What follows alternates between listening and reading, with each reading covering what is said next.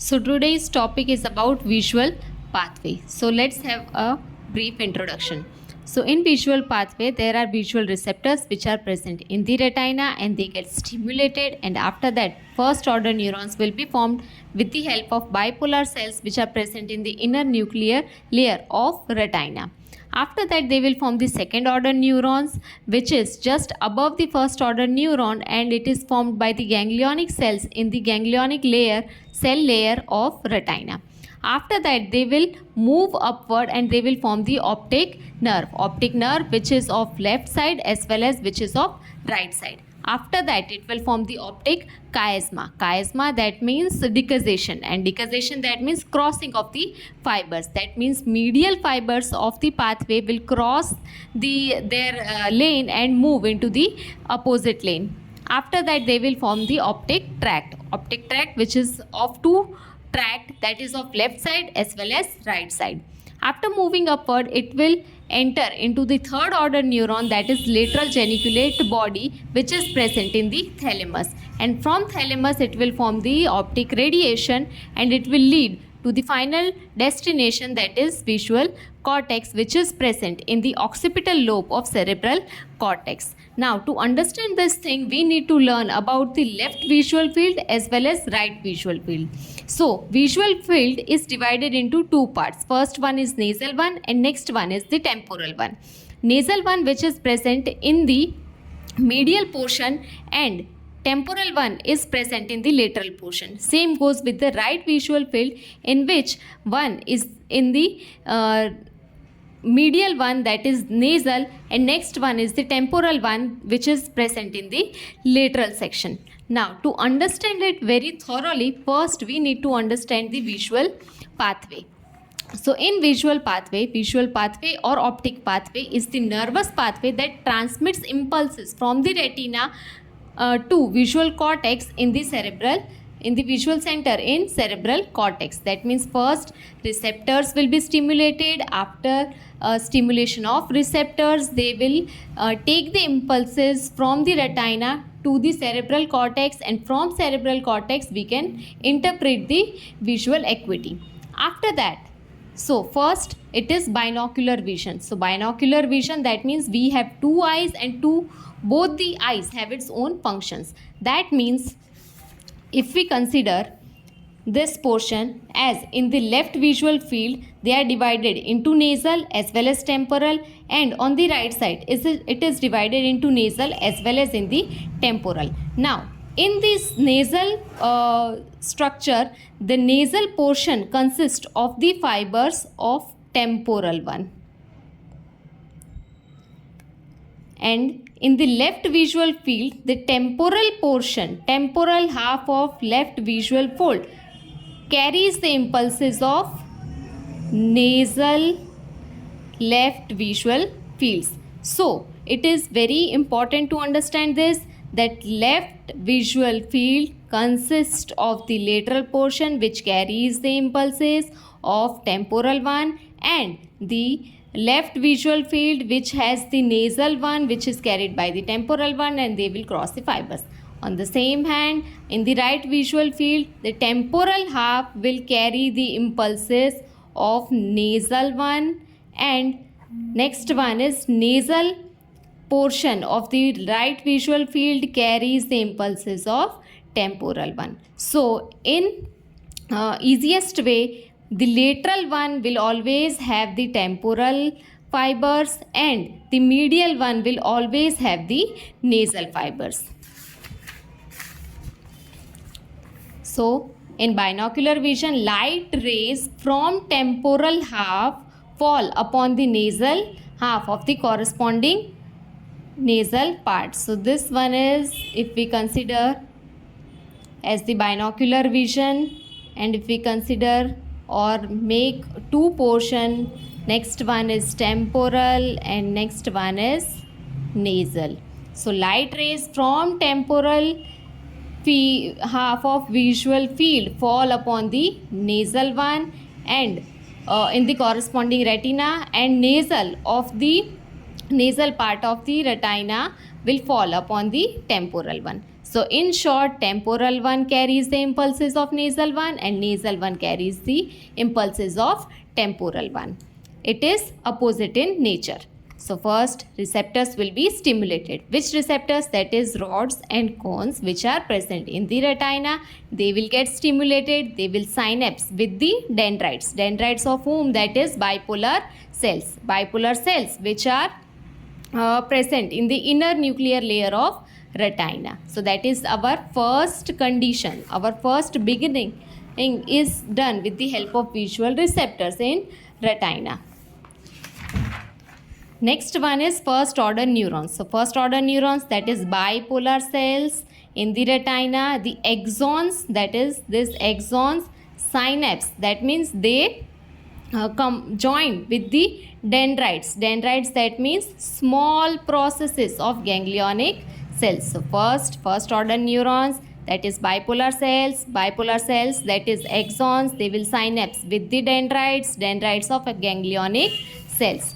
Next will be second order neurons. So second order neurons, that is ganglionic cells which are present in the retina.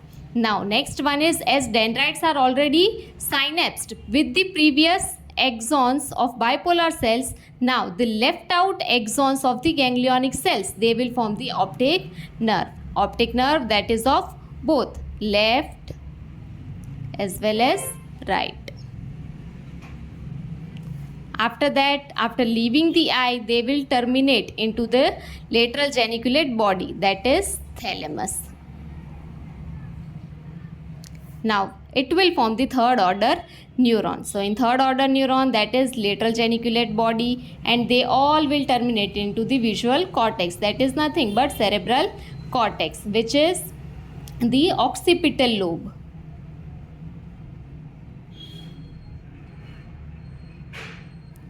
Now two pathways are present from between the visual receptors and optic nerve.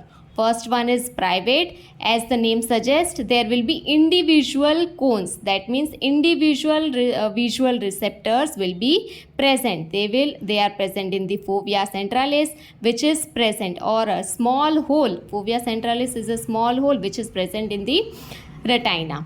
It will form the bipolar cells. It will form the second order neuron, that is ganglionic cell, and after that it will form the individual optic nerve fiber, which has two functions. First one is visual acuity and next one is intensity discrimination.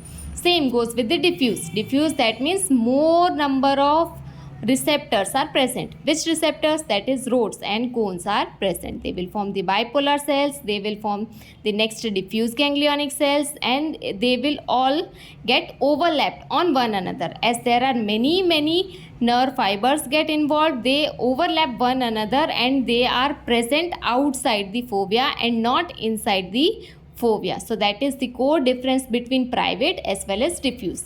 Now let us begin with the course of visual pathways. So first is axons, that we already studied. Axons of ganglionic cells, they will form the optic nerve. Optic nerve will leave the eye and it will form the optic disc. Now optic disc is divided into two parts. First one is left side and next one is right side. That means, as we already studied, that we have binocular vision as, for example, left as well as right. So as we all know that they are divided into two parts. First one is nasal and next one is temporal. Temporal left carries the impulses of left nasal as well as left nasal carries the impulses of left temporal. Same goes with the right one. Temporal half of right side carries the impulses of nasal one of right side, and right nasal half of the right visual pathway carries the impulses of right side of temporal. So in short, we can consider it in a very simple manner that this is what is temporal, nasal, once again nasal and temporal, but fibers are from opposite side. So next one is fibers of temporal part of retina, that means the lateral part of retina, carry the impulses of nasal half of the same visual eye, visual field of same eye. Same goes with the another one. That means nasal part of retina carries that is present in the medial part of nerve and carry the impulses of temporal one of the same visual field of same eye. So it is very easy. Left eye, right eye, temporal carries the nasal one of the same side, temporal carries the impulses of same eye of the nasal one, and hence outer or lateral is considered as temporal fibers. Same goes with the nasal one. Nasal one carries the temporal one, temporal carries the nasal one, temporal carries the nasal one, nasal carries the temporal one. Very easy. Always remember nasal in the middle and temporal in the lateral. Next one is optic chiasma. So optic chiasma, that means decussation. Decussation, that means the medial fibers of the medial fibers, that means nasal fibers will cross their lane and enter into the opposite direction. So chiasma, that means the crossing of fibers, and that decussation is known as chiasma. And few fibers remains in their lane. So the fibers which remains in their lanes are temporal, and the fibers which cross their lane, that is nasal as well as nasal. Next is medial fibers. They will form the optic nerve. Now cross the midline and join the uncrossed lateral fibers of the opposite side. So right side will cross their pathway and enter into the next one. Left side, nasal one, they will cross their pathway and enter into the right side. After that, they will form the optic tract. So this is what is optic tract. Left optic tract and right optic tract. And that is the next, that is optic chiasma. Optic chiasma, that means the decussation.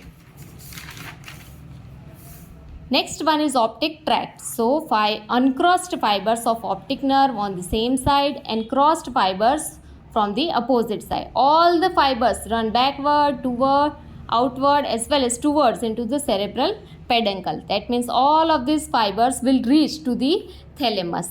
Thalamus, that is the nucleus, that is lateral geniculate body. Fibers pass between the tuber cinereum as well as anterior perforated substance. They will reach to the lateral geniculate and terminate into the thalamus. Now few fibers will reach to the midbrain, especially in the superior colliculus. What is the function? That is for the motion of eyes as well as motion of head in respect to the optic stimulation. So due to crossing of optic chiasma, it forms the left optic tract and right optic tract. So next one is impulses from temporal left retina and nasal right retina. So we can write temporal left as well as next one is nasal right. Now, temporal left is responsible for the vision of left nasal and right nasal is responsible for the vision of right temporal. So, it is responsible for the vision of nasal of left retina and temporal of right visual field. Clear? It is somewhat difficult, but so we can consider this as well as this.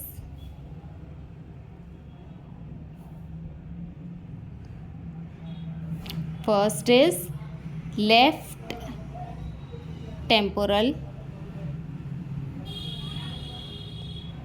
and next one is right nasal. Now both of these are responsible for the vision of left nasal and right temporal. It is opposite. You can use your fingers on your temporal as well as eye and you can easily understand it. Same goes with the right tract.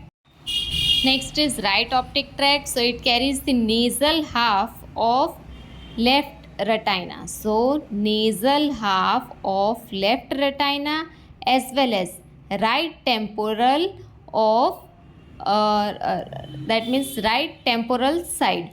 Now they both carry the vision of left temporal as well as right nasal. Same goes with this. That means vision of temporal half of left side as well as nasal half of the right side. So it is like this. Left temporal and right nasal carries the vision of left nasal and right temporal. Fibers or optic nerves, that is left nasal and right temporal, carries the vision of left temporal as well as right nasal. Next thing is lateral geniculate body, that is present in the thalamus. So fibers that will terminate into the lateral geniculate body, they will enter into the subcortical center and they will form the optic radiation. Now some fibers pass through the three structures. First one is superior colliculus, which is present in the midbrain. Next one is pretectal nucleus, which is also present in the midbrain. Next one is supra optic nucleus of hypothalamus.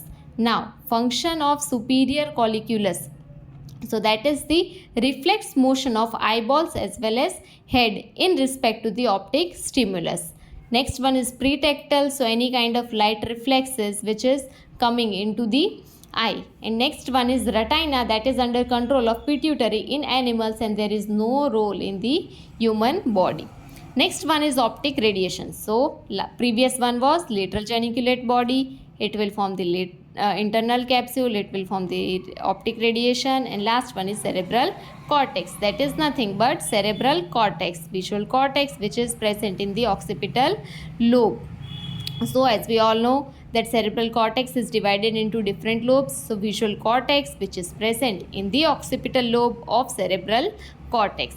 Again, in occipital lobe there are three areas which has its own function in respect to the vision. First is primary visual area, also known as area 17, has the function of perception of visual impulses. Next one is secondary visual area, that is also known as area 18, function is interpretation of visual impulses. Third one is occipital eye field, that is area 19, function is having motion of eyes. So this is what is a brief introduction as well as a detailed description of visual pathway. Very easy to remember. First one is visual receptors, after that first order neurons, after that second order neurons, after that it will form optic nerve, after that it will form optic chiasma, after that it will form optic tract, after that it will form third order neuron which is present in the thalamus, and next one is optic radiation, and last one is cerebral cortex, that is known as visual cortex.